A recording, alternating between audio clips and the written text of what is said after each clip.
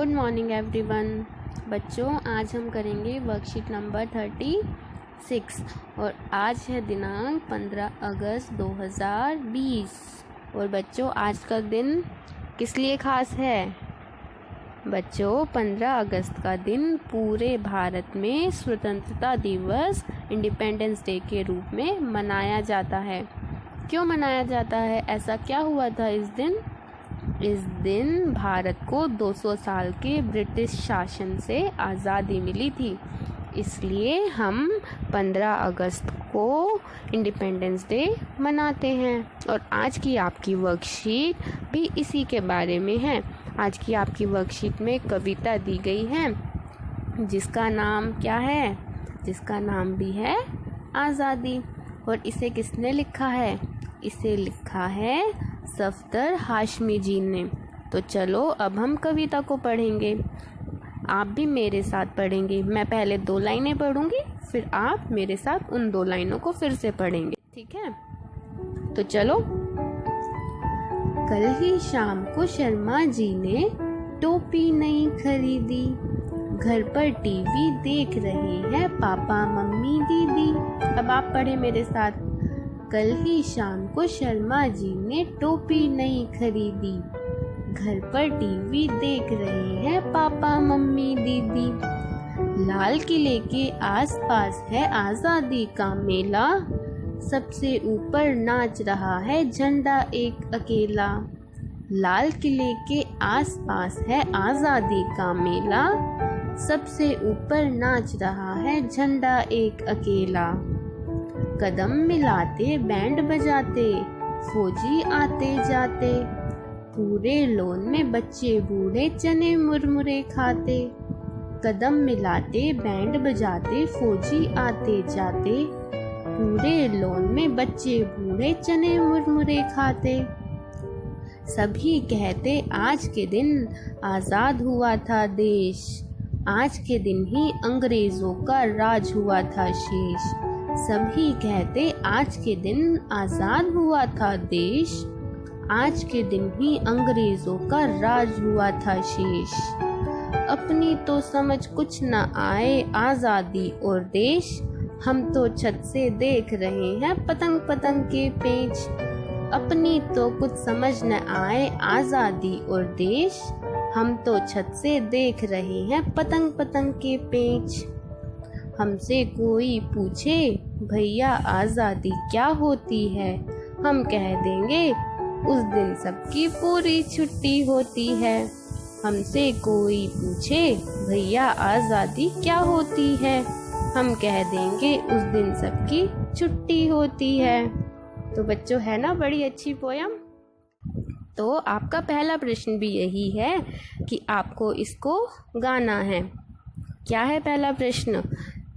सफदर हाशमी जी की कविता का आनंद लीजिए और भाई बहनों के साथ मिलकर इसे गाइए, ठीक है? अब अगला प्रश्न देखो। क्या आपको आज़ादी का मतलब समझ आता है?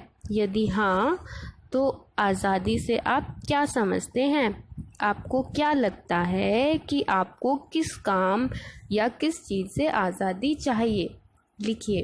बच्चों, आपको इस प्रश्न में लिखना है कि आपको आज़ादी का क्या अर्थ समझ में आता है, और फिर आप लिखेंगे कि आपको किस काम से या किस चीज़ से आज़ादी चाहिए। बच्चों, आज़ादी का अर्थ हर किसी के लिए अलग अलग होता है ना? जिसको जो चीज़ अच्छी नहीं लगती उसको उसी से आज़ादी चाहिए। जब भारत देश को आज़ादी मिली थी तो सबको क्या चाहिए था? ब्रिटिश राज से आज़ादी चाहिए थी सबको। तो सबके लिए अलग अलग अर्थ हो जाता है। आपको कुछ चीज़ अच्छी नहीं लगती तो आप उससे आज़ादी चाहते होंगे, है ना? अगर कोई किसी बच्चे को पढ़ाई अच्छी नहीं लगती तो उसको पढ़ाई से आज़ादी चाहिए, है ना? तो इसी तरह हम क्या कह सकते हैं? भारत में आज़ादी का अर्थ निरंतर बदलता रहा है। सबने अपने अपने ढंग से आज़ादी का मतलब निकाला है। गरीब आदमी के लिए आज़ादी का अर्थ गरीबी से आज़ादी है। अशिक्षित व्यक्ति के लिए आज़ादी का अर्थ अशिक्षा से आज़ादी है।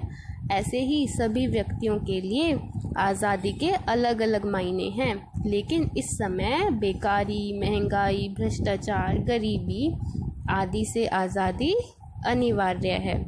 तो बच्चों, जिसको जो चीज़ पसंद नहीं होती वो उसी से आज़ादी चाहता है। जैसे अगर मान लो किसी को कोई बीमारी है तो वो चाहेगा उस बीमारी से वो आज़ाद हो जाए, वो बीमारी उससे दूर हो जाए। तो इसी तरह आपको क्या लगता है आज़ादी का क्या अर्थ है और आपको किस चीज़ से आज़ादी चाहिए, वो आप इस प्रश्न में लिखेंगे। ठीक है, अब अगला प्रश्न देखते हैं। प्रश्न नंबर 3, अपनी पसंद से पतंग का एक चित्र बनाइए, उस पर दिल्ली के मुख्यमंत्री जी के नाम कोई संदेश लिखिए।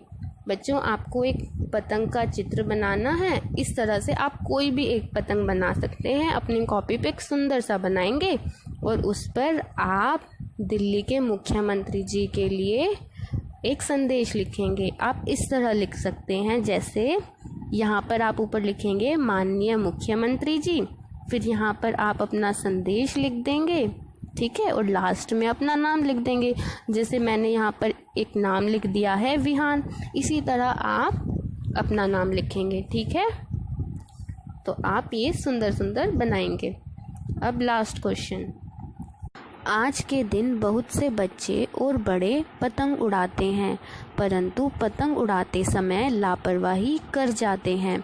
लापरवाही की वजह से कभी मांझे से हाथ कट जाता है, कभी बच्चे छत पर से गिर जाते हैं। कटी पतंग के पीछे भागने से कई दुर्घटनाएं होती हैं। पेड़ पर फंसी हुई या तारों में उलझी हुई पतंग से भी हमारे पक्षियों तथा पेड़ों पर रहने वाले जानवरों को चोट पहुंचती है। इसलिए कोशिश करिए कि पतंग ना उड़ाएं। यदि आप पतंग उड़ाएं तो ध्यान रखें कि किसी खुले मैदान में अपने माता पिता के संरक्षण में ही उड़ाएं। अपने साथियों को भी इस बारे में अवगत कराइए। इन बातों की एक सूची बनाइए और यह संदेश अपने साथियों तक पहुंचाने के लिए एक पोस्टर बनाइए। तो बच्चों, अभी आपने पढ़ा कि हमें पतंग क्यों नहीं उड़ानी चाहिए। तो आपको इन बातों की सूची बनाकर अपनी कॉपी में लिखनी है और क्या करना है, और आपको एक पोस्टर बनाना है। अपनी कॉपी के पेज पर ही आप बना सकते हैं। इस तरह का आप पोस्टर बना सकते हैं, आप यहाँ पर देख सकते हैं। ठीक है, तो आप वो पोस्टर बनाकर अपने दोस्तों को संदेश दीजिए कि हमें पतंग नहीं उड़ानी चाहिए, और अगर हम उड़ाते हैं तो फिर हमें अपने बड़ों के होने पर ही पतंग उड़ानी चाहिए। आप अभी छोटे हैं तो आपको अकेले पतंग नहीं उड़ानी चाहिए, क्योंकि उससे बहुत नुकसान हो सकता है। और हमें कोशिश यही करनी चाहिए कि हम पतंग ना ही उड़ाएं, छोटे हों या बड़े, हम ना ही उड़ाएं तो अच्छा है। ठीक है बच्चों, तो आप ये 4 क्वेश्चन कीजिए अपनी कॉपी में और अपने व्हाट्सएप ग्रुप में सेंड कर दीजिए। थैंक यू बच्चों, and happy independence day and have a good day. Thank you.